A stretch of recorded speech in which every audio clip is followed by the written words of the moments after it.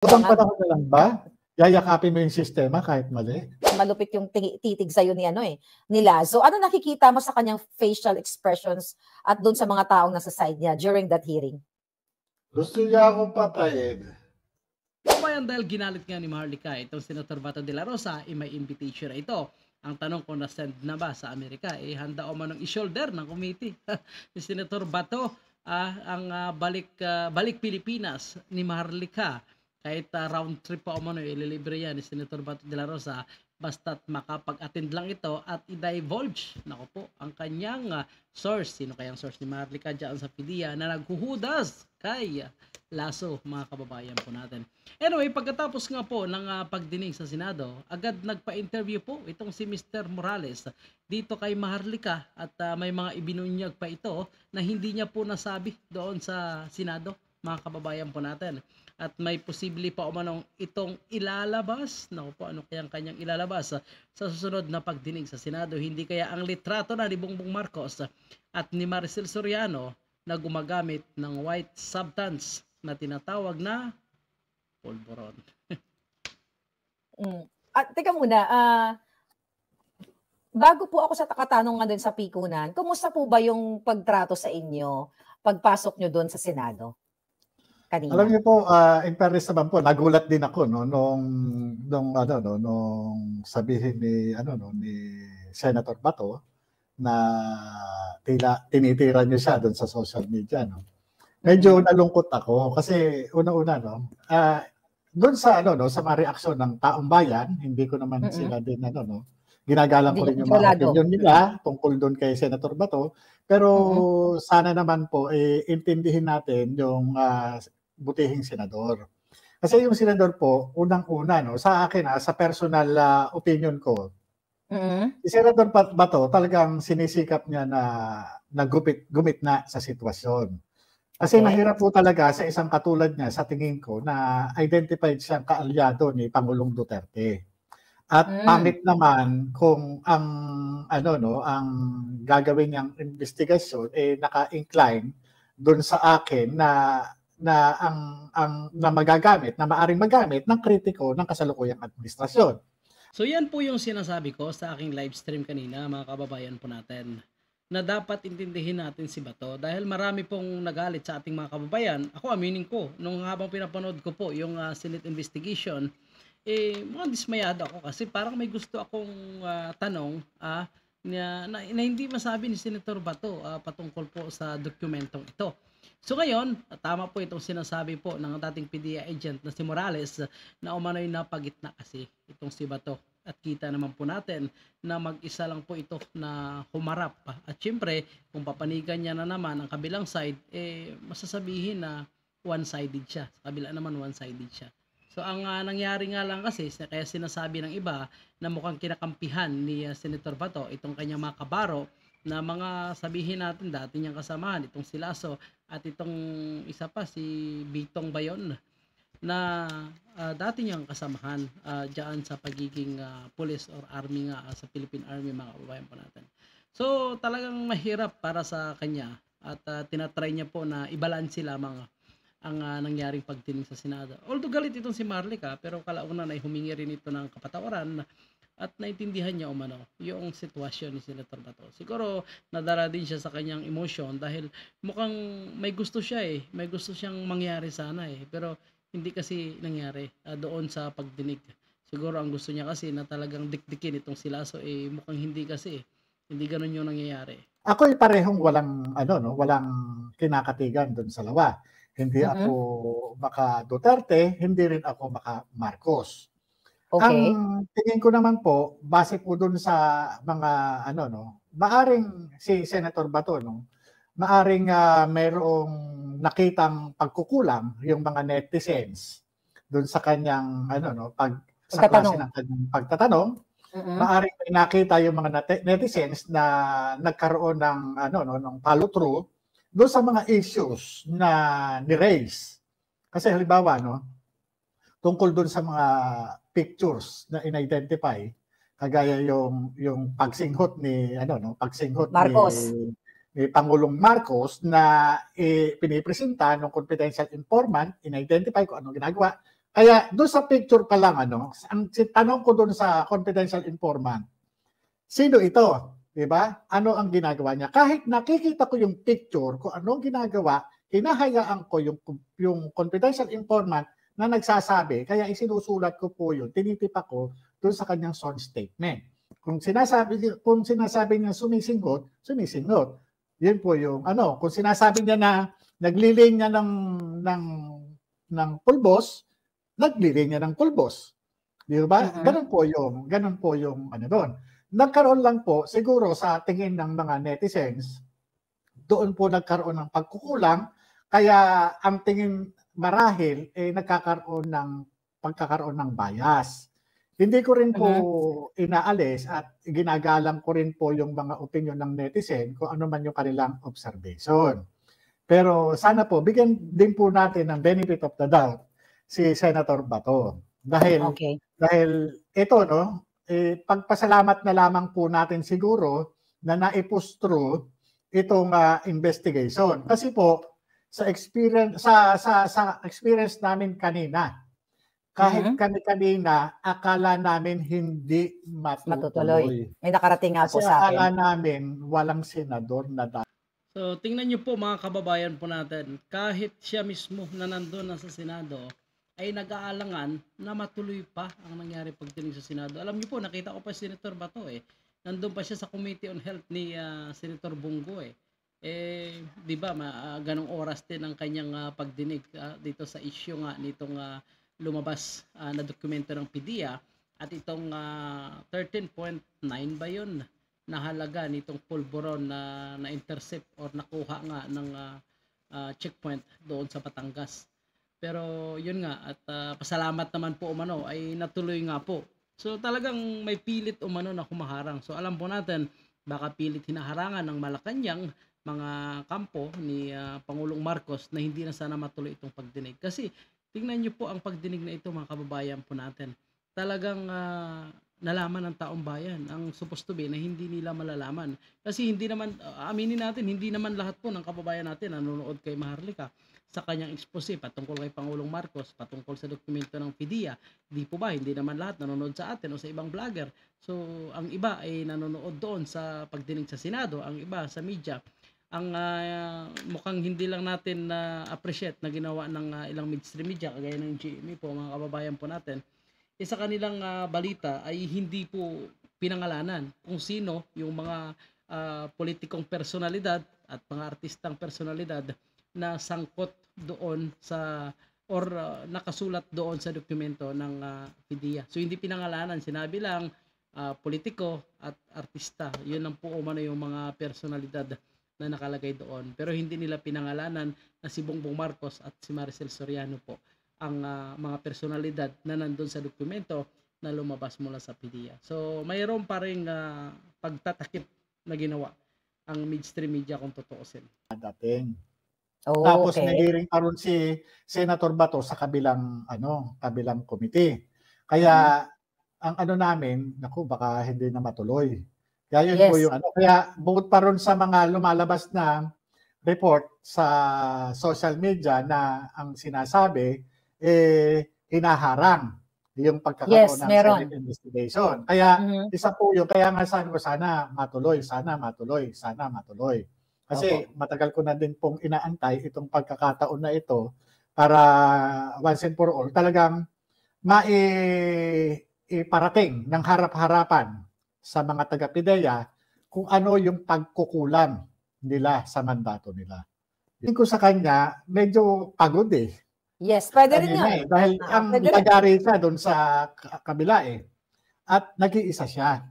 Kumbaga, so yun nga, nag-iisa talaga si Senator Bato. Posibleng pagod o stress dahil syempre kailangan niyang pag-isipan kung dapat pa ba ituloy ang mangyaring pagdinig na ito. Syempre ang kanyang imbestigahan dyan presidente. Yes. Lahat nakaatang sa kanya. Nakaatang sa kanya. Mahirap po talagang mag-conduct ng isang hearing na napakaraming resource persons na tapos ikaw lang yung ikaw lang yung magpe-preside. Ikaw yung presiding officer, ikaw rin yung member ng committee. Kumbaga, kaya siguro sa sa susunod na hearing, maaaring matakil. At Ang isa po doon sa gusto ko na imbitahan sana kung maari yung presensya ni dating Pangulong Rodrigo Duterte, ni Pangulong Marcos, at kung kung talagang nag-ano siya, at si Maricel Soriano. Kung sino yung mga subject doon sa doon sa naturang PIDEA report. Kasi kanina, bagamat dinideny, pilit ng PIDEA, kaya nga sabi ko nga doon sa dati kong hepe, gusto ko, di na natin, di ba? Binibigay ko sa kanya yung floor para siya na yung magsabi. Yun yung po, no? Yes. Mr. Morales kasi, napansin ko nga yun kanina, na yung si Director Francia, na dati yung kasamahan, ay nung una, ay itinatanggi niya na kayo ay nag-usap. But later on, sinabi niya na nag-usap kayo pero hindi niya matandaan na nung yung sinabi niya, tama ba yung pag-aalala ko, na sinabi niya sa'yo nung nalaman nga itong PIDEA leaks na to, na itanggi na lang natin. Opo. Tama po ba ang pagkatanda ko? Opo, kasi noong April 2, nung bali yung binanggit niyang pangalan kanina na kasamahan namin, pinuntahan po siya sa opisina niya. At yung dahil nga pinakita muna sa akin yung dahil yung nung nakita ko yung video na pinatala sa akin, doon nga ako nagulat. Kaya sabi ko sa kanya na kaya sabi niya, deny na lang natin yan para hindi magulo. Sabi ko, ha? Sabi ko gano'n. Ako deny ko yan. Pero ikaw nasa labas na. Ikaw nasa labas na. Ako, nandito pa kami. Hindi, mahirap yan. So talagang i-deny niya na lang yon kasi tandaan po natin na sa trabaho po sila, ulitin po natin, kagaya ng paulit-ulit natin na sinasabi. Yung mga yan, talagang papanindigan talaga nila yan. At bago lumapit yan dyan sa Senado, talagang may briefing na yan kung ano ang kanilang dapat sabihin at dapat i-deny. Kasi trabaho nila yan, nakasalalay po ang kanilang trabaho, nakasalalay nga po ang kanilang hapagkainan, nakasalalay po ang kanilang pamilya dyan. So, i-deny talaga nila yan at kakausapin ka na wag na itong i-expose at i-deny mo na lang itong dokumentong ito na hindi ito totoo at patotohanan na ito po ay artificial intelligence. So, ang nangyari nga lang, nakakabilib din po itong si Sir Jonathan Morales, mga kababayan, dahil talagang nagsalita po siya. At syempre, itong pag-expose ni Maharlika. So, yun lang. Mukhang pinag-iinitan ngayon si Maharlika pinapatawag na siya ngayon sa Senado, pati sa media, mukhang siya na ang pinag-uusapan. At ngayon, sinasabi po sa isang balita ng ABS-CBN na umano'y posibleng managot itong nag-leak ng dokumento. So, ang kanya lang tinutukoy ay itong vlogger nga na si Maharlika. Lang natin yan, boss. Kasi tawagan namin, boss. I-deny na lang natin yan. Mahirap kasi kung magulo, para wala nang gulo. Kaya, doon pa lang, pinamumukha ko talaga kay Director General Lasso na mukhang talagang hindi niya alam kung ano yung nangyayari sa paligid niya. Kasi mismong ipinipresenta niya na tao, hindi niya alam, kausap ako. Yes. At nagsasabi na i-deny na lang. So parang nagiging bumtanga doon siya, mga kababayan po natin. Kasi ang tauhan niya, na inaasahan niya na magsasalita sa kanya, inaasahan niya na pagtatakpan itong dokumento, kausap na pala nitong si Jonathan Morales at nakapag-usap na sila patungkol sa dokumento. Sa akin, paano ko i-deny? Ikaw hindi ka nakapirma, ako nakapirma. Paano na ako? Actually, pwede niya i-deny kasi unang-una yung inilabas ni Maharlika sa kanyang social media, nakatakip naman yung pangalan nito Pwede niya pang i-deny yung documents na yun kasi hindi naman pinakita ni Maharlika Sabi niya, hindi, isa lang nakakaalam yan Hindi sana alam nung kagaya yung sinasabi, imposible hindi alam daw ng director. Sa panahon mo, oo. Nung panahon na yun, hindi ganun yun. Di ba? Kagaya yan, hindi pa pwede ako kikilos na hindi alam ng boss, imposible naman yun. Bakit sasabihin ng boss na i-deny namin? Kung ang PIDEA documents hindi nag-exist, ano yung i-deny? So doon pa lang sa sinabi niya dito kay Jonathan Morales na i-deny na nila, inamin niya na yung dokumentong ito ay totoo. Kasi bakit sabihan niya itong si Jonathan Morales na i-deny kung ang dokumento ay hindi totoo. So, napakatalino din po ni Jonathan, mga kababayan po natin. Dahil talagang kinausap niya pa ang kanyang kasamahan. At dito niya na talaga na-confirm na ang dokumentong ito ay parte nga ng kanilang operation. So, although matagal na, 10 taon na po itong nakalipas, pero malinaw pa rin sa pag-iisip, memorya po ni Jonathan, ang dokumentong ito. Yun nga lang, hindi niya ma-identify kung sino sa kanyang mga kasamahan yung present nung araw na yon, nung March, I think March 11. Ayan, March 11 and 12, which is Sabado at Linggo umano, na dinideny po ng ilang mga taga-PDEA. Ngunit yung araw na yan, o yung PDEA pala, wala palang weekend. Basta't may mga operation pala na kailangan gawin, kahit weekend pala, kailangan nila magtrabaho. Exactly. Diba? Ano yung i-deny kung AI, di ba? Kung AI. Oo. Alam niyo no, sa speaker phone na magkausap siya, naka-speaker phone nung kausap ko siya no, na nadidinig na sumasagot siya Sasabihin niya hindi siya sumagot sa akin. Ay, hindi niya ako nakausap. Sumasagot siya. Siya yung kausap ko. No, Mr. Morales, kasi nung una nga dininay niya, tapos later on, inadmit niya. Tapos tatlo kayo nag-usap. May pinangalanan siyang tao. At April 2. At sir, April 2 ka daw, April 2 of this year. Like, halos isang buwan na nakalipas, tama? April 2, yung araw na ipadala sa akin nung vlog ko. Oo, yung kopya nung kasi walang yun ang sabi niya. Dahil ba Bongbong Marcos? Dahil ba Bongbong Marcos yung subject? Yung sangkot, yung subject is presidente. Kagaya niyan. Yun kagaya si Director General Lasso, hindi ko naman maintindihan itong alagad ng batas na ito. Kung ano ba ito Diba? Kaya nga sabi ko, alagad ng butas nila, hindi nila ginagawa. Sir, marami nagsusumbong sa akin at may mga pinakita po akong sandamakmak na dokumento na mga taong pinatatapon ni Lasso kapag nag-resist sa kanya at umayon sa tama. Nakita niyo pa po ganito kakapal na ito? Ito po, nakita niyo yan. Ang dami po yan mga... Yung nga po, yung kagaya, kanina hindi ko na itanong, yung kagaya kay Peter Lim, paano napunta sa inyo? Di ba? Yes. Yung sulat niya doon sa ambassador, Oo. Sa transnational crime. Kumbaga kaya nga ang sinasabi ni General Lasso, sinungaling ka, ito ka, mayroong bad record ka. Yun ba? Napaka-superficial nung kanyang natatawa na lang ako doon sa kanyang mga Hindi niya kontrahin yung issue. Hindi yung issue, kundi ang ginagawa niya kanina is character assassination. Exactly. Hindi niya harapin kung ano yung tunay na issue. Ano ba trabaho mo diyan? Di ba drug enforcer ka? Di ba? Ikaw yung lead agency na mag-enforce ng Comprehensive Dangerous Drugs Act. Bakit pa may character assassination ang banat mo sa akin? Nire-report na merong alleged drug o substance, illegal drugs abuse. Anong ginagawa mo? Wala. Yun pa lang doon sa kanina, sayang din, wala ng follow-through. No? Yun doon sa 2 minutes na drug testing. Wala hindi man lang sila, ngayon sasabihin nga, nagpatawag na raw sila, ganyan. Kagaya sa akin, sumulat ako, ang ginawa niya, nagpakandak sa raw na investigation. Ba't di mo ako tinawag?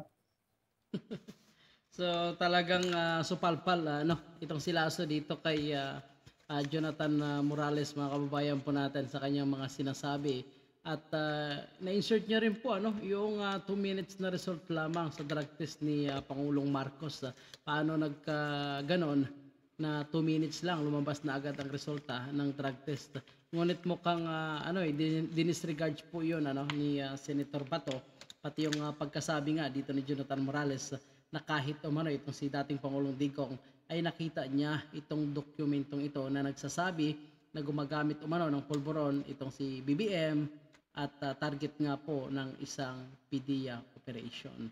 So yung part na yon mukhang dinisregard yun ni Senator Bato, mukhang hindi siya nag-focus doon, mga kababayan natin. Yes. Sir, kasama yun sa sulat nyo sa kanya, yung issue na yun, ni-raise mo yung issue na yun, na imbestigahan itong 2-minute drug testing. Actually, yun din po yung kinagagalit kasi, sir, ng taong bayan. Hindi din kami masisisi ni Senator Bato. Again, Senator Bato, I know you're watching, your friends, your family, no? Kami po hindi mo kaaway. kami ay mga nanonood at nakikinig at meron din kaming sariling pakiramdam at may mga opinion na dapat ito'y nasundutan. And ahead of time, nag-forward na si Mr. Morales na ni-raise na ito yung 2-minute drug testing ni Marcos Jr. Pero walang ginawa si Lazo. Dapat pinatawag ang St. Luke's, yung mga doktor. Tama ba ako, sir? Kasi dapat kasabay din yung mga doktor dun eh. Tama po. So, dyan din yan papunta, mga kababayan po natin, palagay ko. Kasi kung lalalim ang investigation na ito, lalo na may pressure po sa social media. Itong si Senator Bato, yung itong sinasabi ni Marlica. Sa ngayon, palagay ko, mukhang inaabangan na ni Senator Bato itong si Marlica sa kanyang bawat expose siguro, mga kababayan. Pag kami mga logbook yan eh. Diba? May mga proseso. Yung ano na yan. Kaya nagtataka ako doon, ba't wala silang ginagawa? Dahil nga ba, isang Bongbong Marcos yung involved. Diba? Sa batas, wala naman sinasabi na unang-una, hindi naman siya, hindi naman siya kakasuhan eh.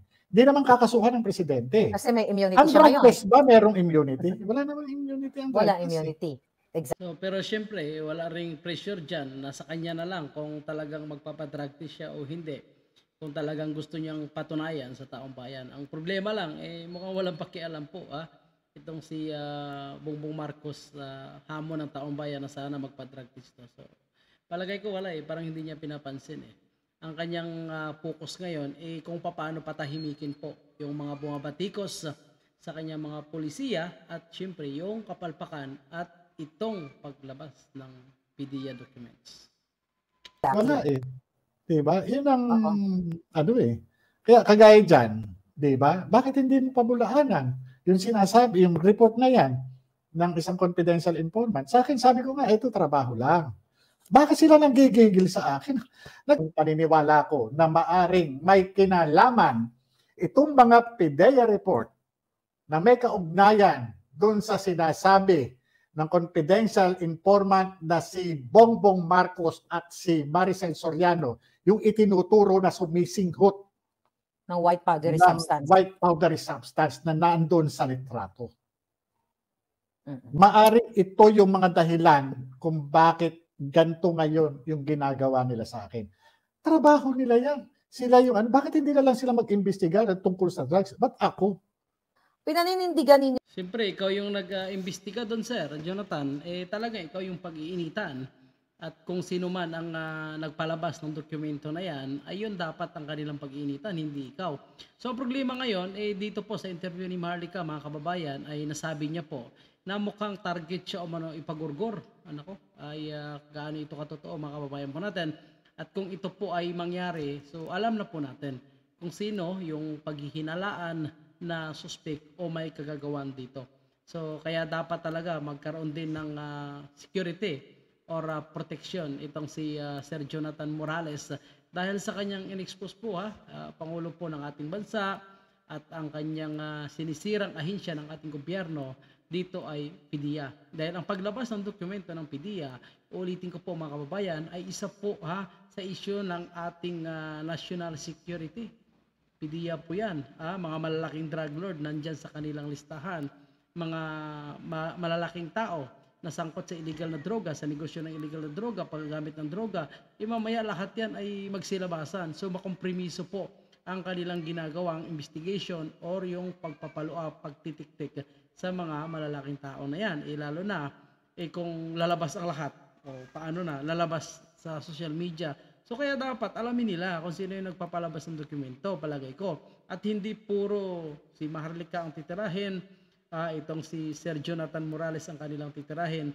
At nabanggit pa nga ni Sir Jonathan na baka ipagurgor siya o mano sa kanyang nararamdaman. Mukhang ipapagurgor siya o mano ni Lazo dahil sa kanyang ginawa. So hindi dapat personal assassination or character assassination ang kanilang gagawin dito kay Morales. Kundi tanungin ito, kausapin ng maayos kung sino ba sa posible sa kanyang kakilala ang naglabas nitong dokumento o may hawak.